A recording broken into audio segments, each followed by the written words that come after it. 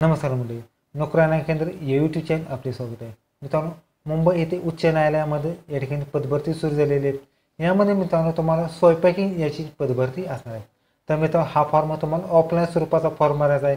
या व्हिडिओमध्ये हा फॉर्म आणि संपूर्ण माहिती या ठिकाणी पाहणार आहोत. त्यापूर्वी मी आपला चॅनल सबस्क्राईब करून बेल आयकॉन दाबा. मित्रांनो, आपण आता सुरू करूया.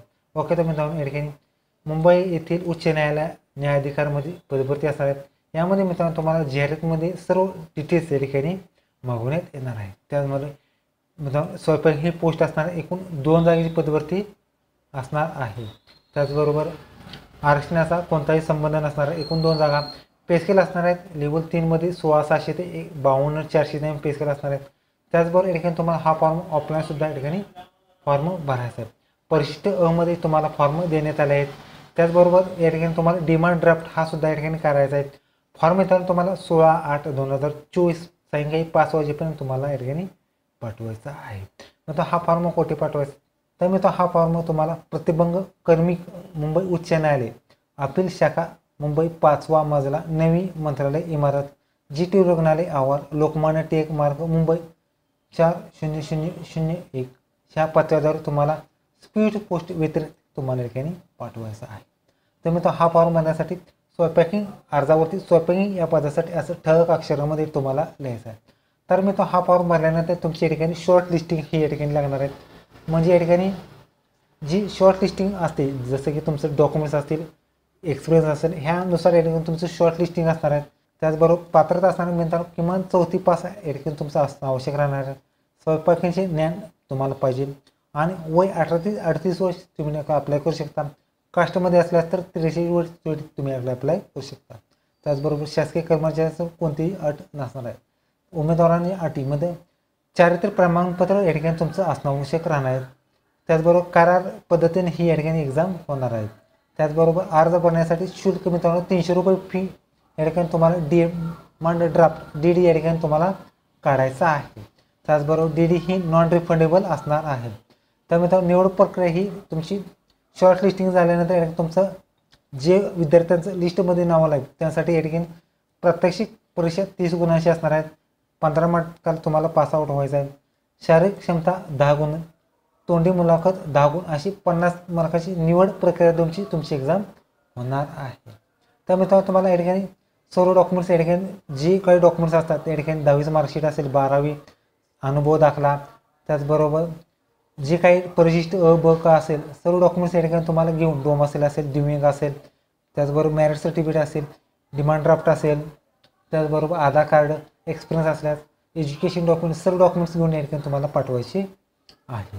ओके, तर मित्रांनो, हा फॉर्म भरायचा आहे. मित्रांनो, हा फॉर्म तुम्हाला ऑफलाईन स्वरूपाचा फॉर्म भरायचा आहे.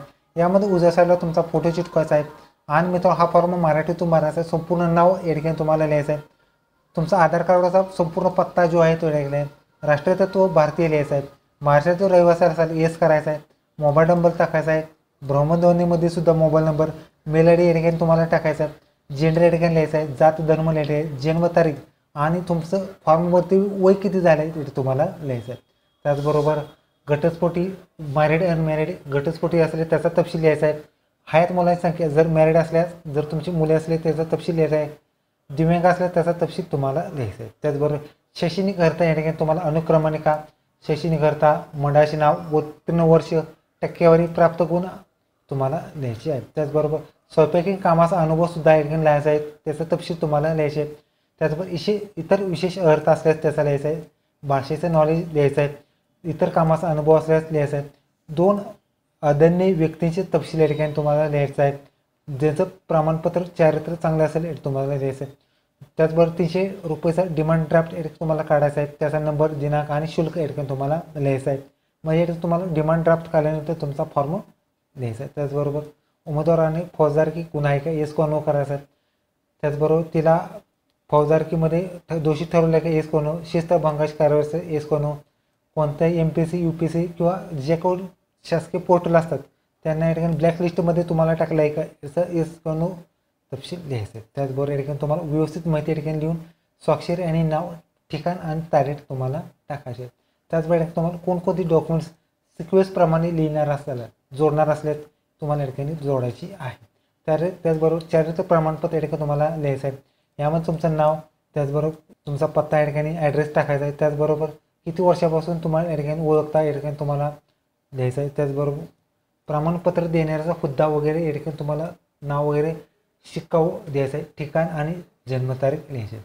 मग आता हा फॉर्म शक्यतो तुम्ही ग्रामपंचायत सदस्य, पोलीस पाटील, जी शासकीय कर्मचारी किंवा महत्त्वाचे जे अधिकारी असतात त्यांचा या ठिकाणी तुम्हाला घ्यायचा आहे. ओके, तर मित्रांनो बॉम्बे हायकोर्टामध्ये या ठिकाणी ऑफलाईन फॉर्म प्रोसेस. मित्रांनो कसं लाईक, शेअर, कमेंट, सबस्क्राईब करा. धन्यवाद. जय हिंद, जय महाराष्ट्र.